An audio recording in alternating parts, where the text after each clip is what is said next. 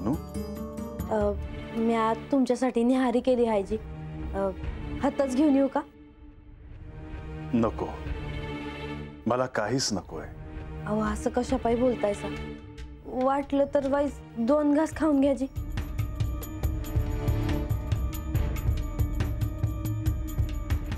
आता आणते. बानू, मीच बाहेर येतोय. बरं देवा.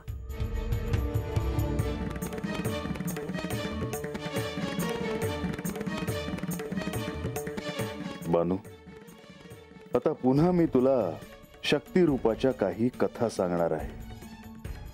तुला सत्यापर्यंत जाण्यासाठी त्याचे सहाय्य निश्चितच होईल.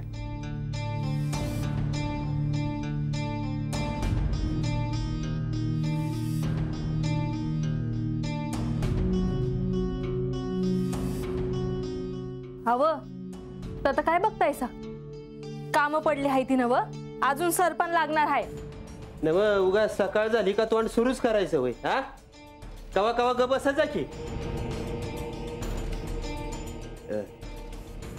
काय गा आय, देव हायत का गाडाव गेले? अरे रंगा, देव जर जाणार असत तर तुला धाडलं नसतं का गडावर सांगावं धाडाया? होय ते हायच, पर काय चाललंय असतं रे तुझ्या डोसक्यामध्ये? देव नेमकं बानूला काय सांगत असतील ह्याचा विचार करतोय. रंग्या, बानू मागल्या जन्मी कोण होती हे तर सांगत नसत्याला देव. म्हणजे बानूला आता ठाव होणार वय का मागल्या जन्मी ती कोण होती ते? आणि ती बी मासा देवीच्या अदुगर. वय वय, याय आपण देवासनी जाऊन भेटूया का? कप बसा आणि आपलं काम करा म्हणजे झालं. नगद तर नाग नका खुपसू.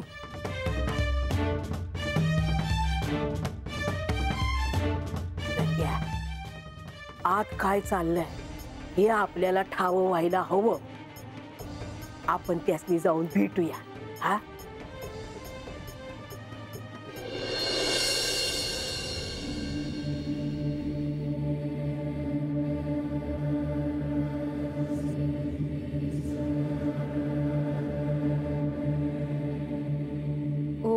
श्री सूर्याय नमः.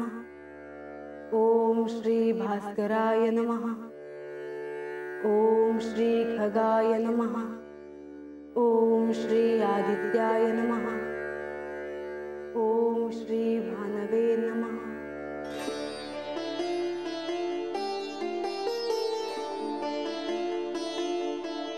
प्रणाम देवी.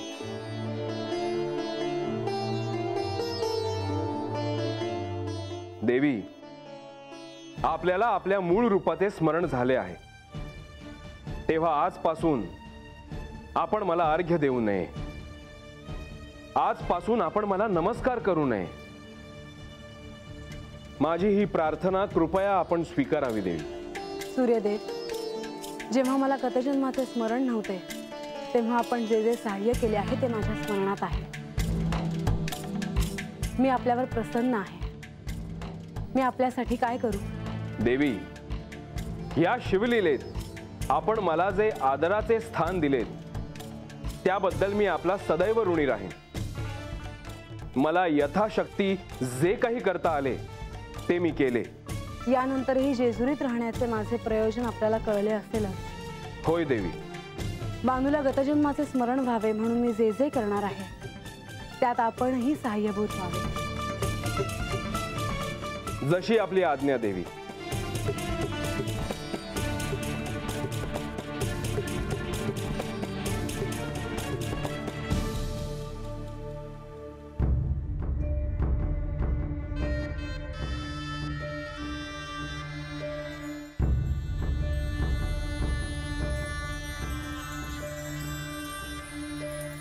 बानू, मी तुला थोड्या वेळाने देवींच्या शक्ती रूपाबद्दल अजून काही कथा सांगणार आहे. वैजी,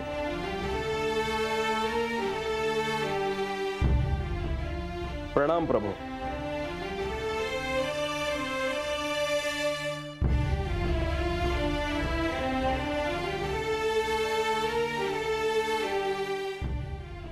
सूर्यदेव, नेहमी आपले गडावर दर्शन घडते. म्हाळसा देवी अर्घ्य देताना त्यांचेही दर्शन घडते. परंतु आज आपले गडावर दर्शन झाले नाही देवा.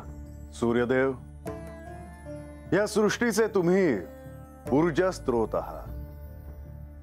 मला ठाऊक आहे की म्हाळसा ही सूर्य उपासक आहे आणि म्हणून रोज सकाळी तुम्हाला अर्घ्य देते. परंतु सूर्यदेव, आज तुम्हाला माझ्याशी काहीतरी बोलायचे आहे असं मला वाटतं.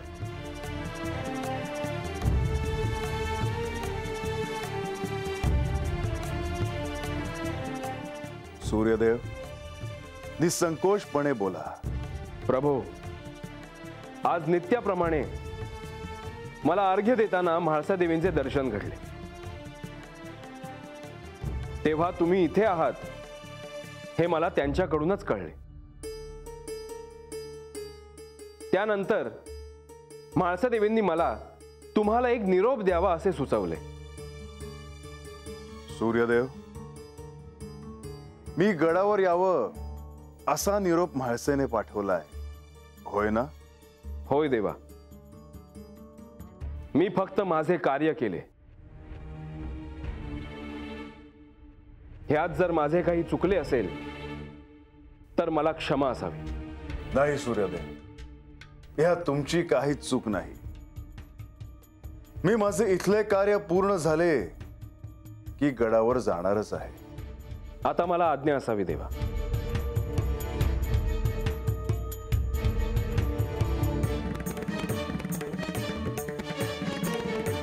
देवा, म्हाळसाताईसने असं काय झालं आहे हेच मला कळना झालं आहे.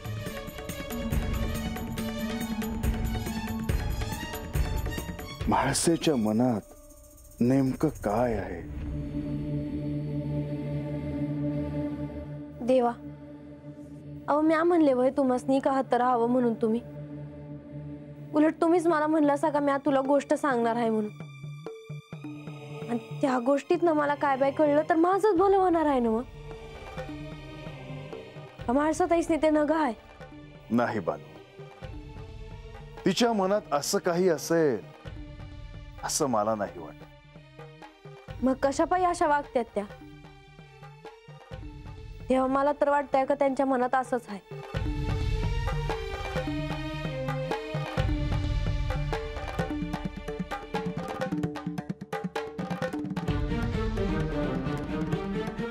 बानू, ते तसं नाहीये हे मला ठाऊक आहे.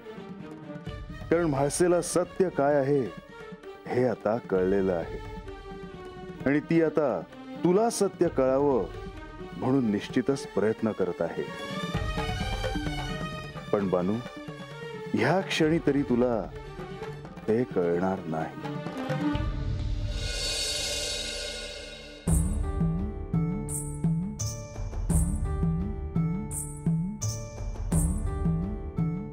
गणेश, तू इथे आहेस याची मला कल्पना नव्हती.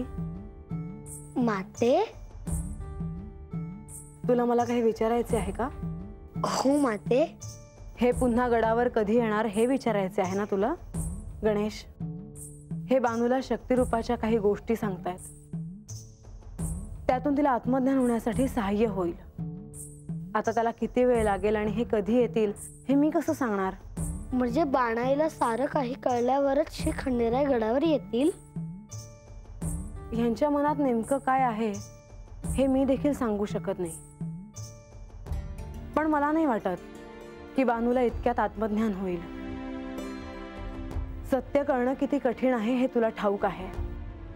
बानूने किमान त्या दिशेने प्रयत्न सुरू केले तरी खूप आहे. आपण सगळेच त्याची प्रतीक्षा करतो आहोत. तो क्षण लवकर यावा अशी सगळ्यांचीच इच्छा आहे. माते, श्री खंडेरायांची भेट घडली की रिद्धी आणि सिद्धी प्रस्थान करणार. हो, मला ते कळलं. त्यांची लवकरात लवकर भेट होईल अशी आपण आशा करूया.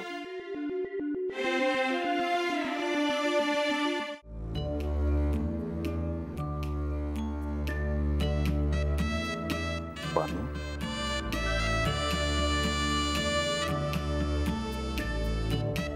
तुझा राग मला कळतोय,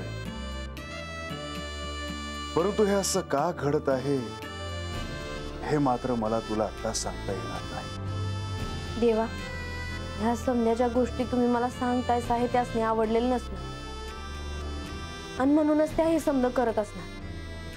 नाही तर तुम्ही सांगून सुधी कोणाकोणाकडून सांगावा धाडत आहे की त्या. माझी आणि तिची भेट होईल तेव्हा मी तिला हे निश्चितच विचारेन.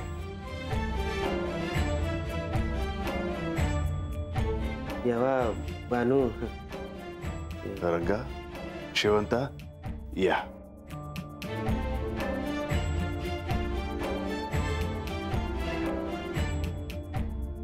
नाही म्हणजे देवासनी काय हवं हे विचाराय आलो. नाहीतरी रोज रोज येणं कुठं होतं देवांचं. 15 दोनदाच येतात आहे. वय पर ह्या येळेला देव कायदीच राहणार आहेत. होय, जोपर्यंत माझे कार्य पूर्ण होत नाही तोपर्यंत मी इथून नाही जाणार. लहान तोंडी मोठा घास घेते आम्ही. एक विचारू का? काय ग मावशे, काय झालं? नाही म्हणजे कसलं काम आहे हे विचारायचं होतं. नाही म्हणजे तुम्ही काम सांगा आम्हासनी, आम्ही आहोत नाही तर तुमच्या सेवेला. आय उग काहीतरीच विचारती. नाही, ते असं कार्य आहे की जे तुम्ही नाही करू शकत. असं कसं? तुम्ही सांगू तर बघा की जीवाचं रान करीन मी. नाही रंगा, तुला नाही ते जमणार. असं का? बर. आज ना उद्या ही गोष्ट सर्वांनाच कळणार आहे, तेव्हा त्यात लपवण्यासारखे काहीच नाही. रंगा, शेवंता, बानूला सत्य काय आहे हे कळावं म्हणून मी तिला शक्ती रूपाच्या काही कथा सांगतोय. कसल्या कथा म्हणला देवा? मावशे, शक्ती रूपाच्या म्हणजे देवींच्या. होय, आणि त्या कथा सांगून झाल्या की मगच मी गडावर जाईन. वय वय म्हणजे तुम्हासनी काय हवं असेल तर सांगा आम्हाला, आम्ही हवं तर. चल रे रंगा, चल. रंगा, तू गडावर जाऊन निरोप दे की माझे कार्य होता क्षणी मी गडावर येईन. म्या? होय, आणि हे कार्य त्वरित पूर्ण कर म्हणजे झालं. जी येत.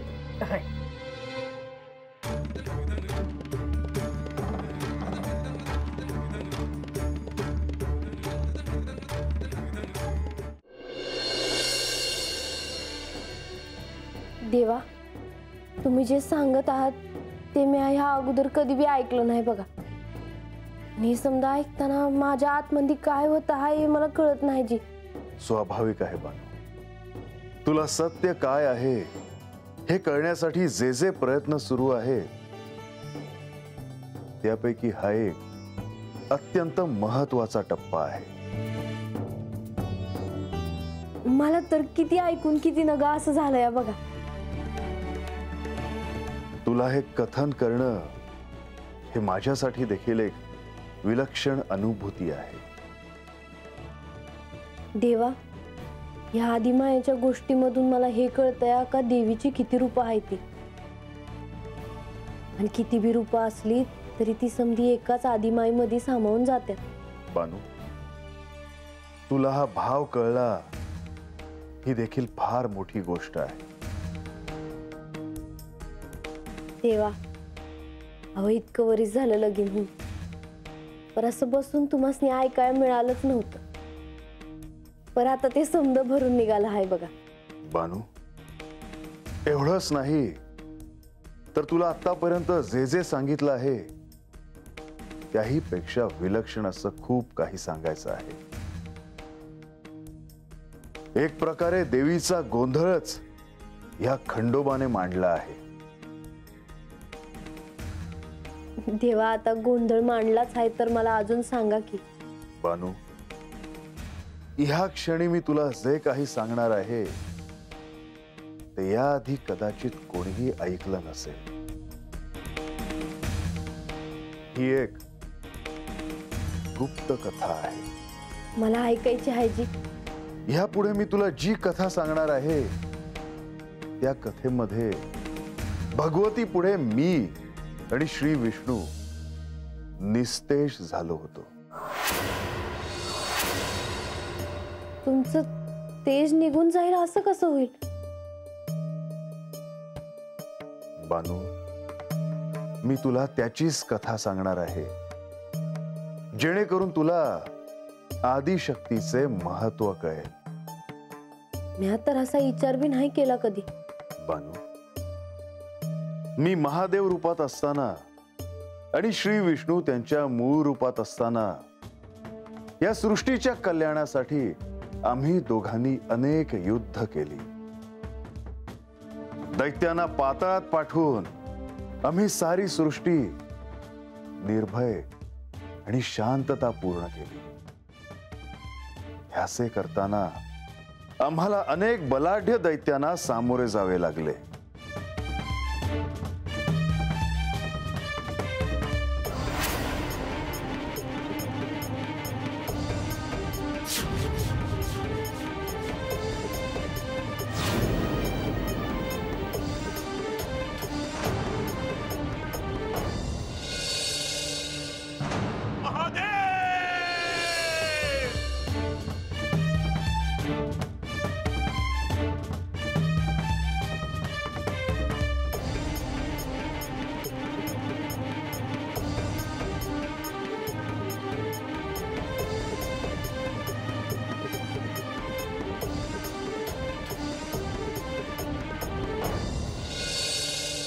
हे श्री महादेव, आपण अव्याहत युद्ध करत आहात.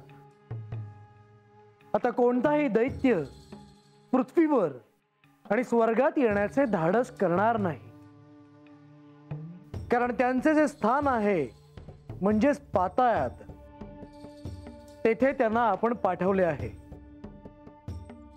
आता या सृष्टीची चिंता नाही.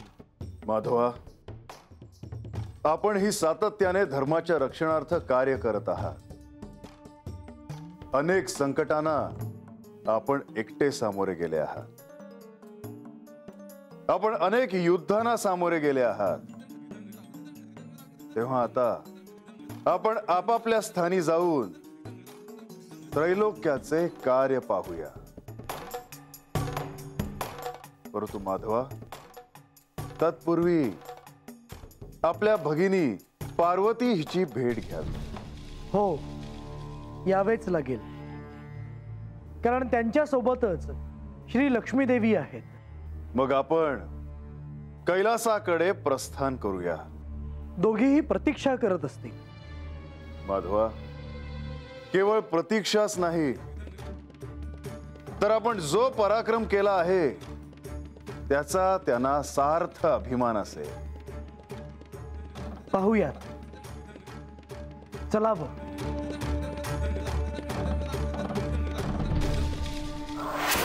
मी या युद्धाबद्दल ऐकलं आहे जी. त्रिपुरासूर हे एक उदाहरण आहे, परंतु अशी अनेक युद्ध झाली आणि एक वेळ अशी आली की सारी सृष्टी ह्या दैत्यांपासून मुक्त झाली. त्यानंतर आम्ही आमच्या अर्धांगिनींना भेटायला गेलो. आम्हाला वाटलं आमचा पराक्रम ऐकून त्यांच्या मनात आमच्याविषयी जो आदर आहे तो आदर वाढेल, ते आमची स्तुती करतील.